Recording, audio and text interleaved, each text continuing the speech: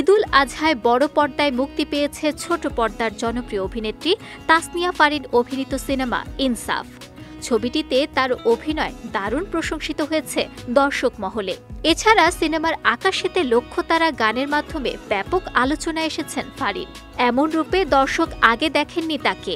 তবে এই আনন্দের মধ্যে ফারিন ভক্তদের জন্য মন খারাপ হওয়ার মতো একটি সংবাদ এসেছে। সেটি হচ্ছে কলকাতার সুপারস্টার দেবের নায়িকা হওয়া হচ্ছে না ফারিনের। প্রজাপতি 2 সিনেমায় দেবের বিপরীতে অভিনয়ের কথা ছিল তাসনিয়া ফারিনের। 2022 সালের 23 ডিসেম্বর মুক্তি পাওয়া প্রজাপতির সিকুয়েল এটি।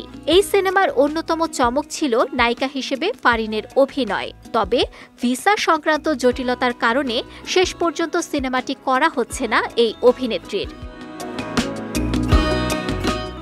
তবে ফারিন না থাকলেও সিনেমার কাজ ঠিকই এগিয়ে যাচ্ছে। ছবিটিতে দেবের নায়িকা হিসেবে দেখা যাবে ওপার বাংলার ছোট পর্দার অভিনেত্রী জ্যোতির্ময়ী কুণ্ডুকে। এর আগে কলকাতার একটি সিনেমায় অভিনয় করেছিলেন ফারিন। 2023 সালের 3 ফেব্রুয়ারি মুক্তি পায় আরও এক পৃথিবী নামের সিনেমাটি। এটি ছিল কলকাতার কোনো সিনেমায় ফারিনের প্রথম অভিনয়।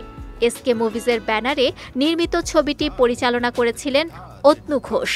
এতে ফারিনের সঙ্গে স্ক্রিন শেয়ার করতে দেখা যায় কৌশিক গঙ্গোপাধ্যায়, অনিন্দিতা বসু ও সাহেব ভট্টাচার্যের মতো গুণী শিল্পীদের।